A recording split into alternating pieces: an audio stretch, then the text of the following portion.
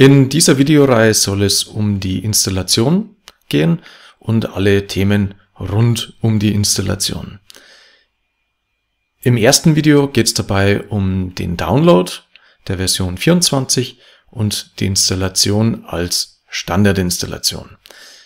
In diesem Fall bei mir wird es eine Parallelinstallation, das heißt, ich übernehme die Einstellungen von der Version vorher. Die Standardinstallation kann aber auch ganz normal genutzt werden als Neuinstallation, also wenn keine Version drauf ist, ist der Weg eigentlich der gleiche. Wir starten erst einmal damit, wo ich überhaupt diesen Download finde. Meistens bekommt man im November, Ende November, sollte man eben hier diese Mail bekommen zum Jahresupdate. Und da drin finde ich auch den Link dazu zum Download hier. In dem Fall jetzt von der V24. Klicke ich hier drauf, öffnet sich der Browser. Hier haben wir jetzt noch von der V23, aber bei der V24 ist das dann genau gleich. Ich finde das Ganze hier unter Bauwerk, also im Reiter Bauwerk, und habe hier oben den Link zur Vollversion. Ich erkenne das Ganze auch an der Größe des Downloads, der sollte so um die 1,6 bis 1,8, 1,9 GB groß sein. Starte ich das Ganze per Klick hier drauf, wird das runtergeladen und landet jetzt bei mir im Download-Ordner. Hier habe ich die Datei. Wenn es hier vorne blau ist, sehe ich auch, okay, der Download ist fertig. Größe passt auch mit der angegebenen Größe und ich starte das per Doppelklick. Jetzt kommt es bei mir noch dazu, dass die Benutzerkontensteuerung abgefragt wird, also ob ich zulassen möchte, dass die App Änderungen am Gerät vornimmt. Hier sage ich ja. Je nach Einstellung von dieser Benutzerkontensteuerung kann die kommen oder auch nicht. Damit ich installieren kann, muss ich einfach bestätigen. Gut, als nächsten Punkt kommt jetzt hier der erste Bildschirm. Bereit zur Installation. Ich sage installieren und damit werden die Dateien erst einmal ins temporäre Verzeichnis entpackt und danach startet die eigentliche Installation.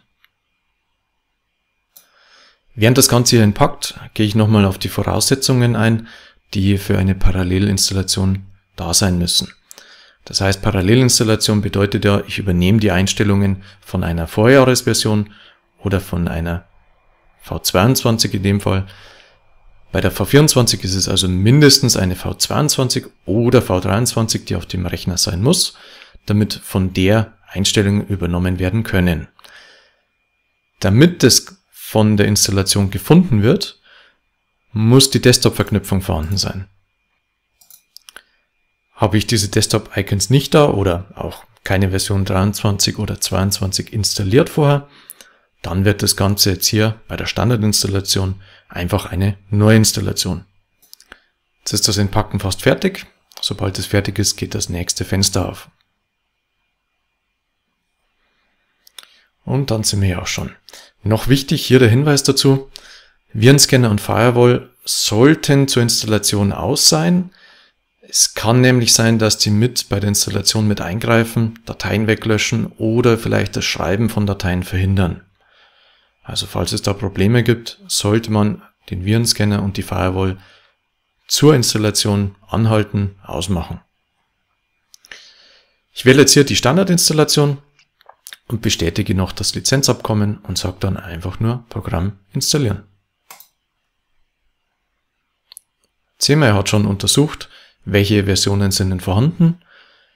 Für diese Parallelinstallation, weil er eben bestehende gefunden hat, wird die Parallelinstallation ausgewählt als Installationsvariante und er hat hier die Version 22 und 23 gefunden.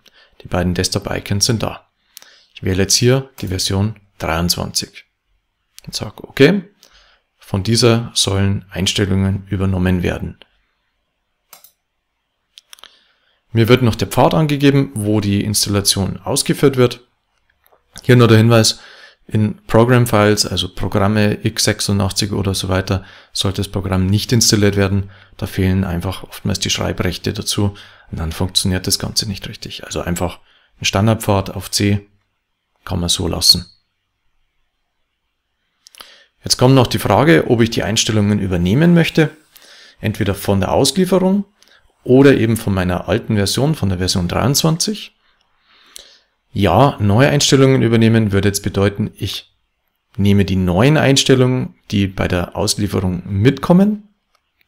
In dem Fall möchte ich aber direkt meine alten Einstellungen mit übernehmen und sage nein, meine bestehenden Einstellungen behalten.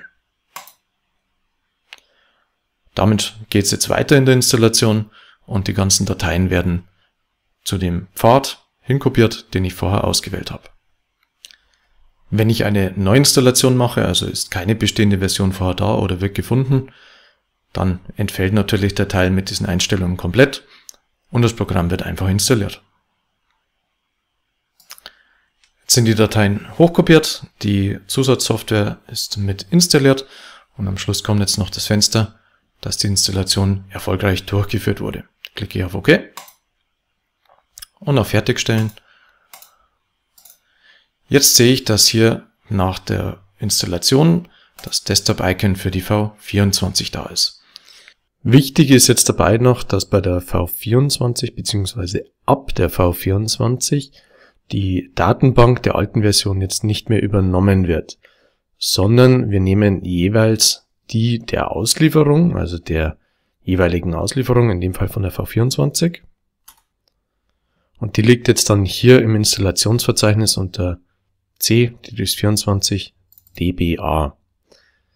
Wer also selbst im Bauteilkatalog Identnummern oder Ziegel oder Adressen angelegt hat und möchte die wieder mit in seiner Datenbank haben, der schaut sich am besten dann das Video zum Datenaustausch vom Baudatenprogramm an. Oder weiß es natürlich selbst und kann das schon machen. Aber das wird jetzt nötig sein. Wir verwenden jetzt hier immer die Datenbank der Auslieferung.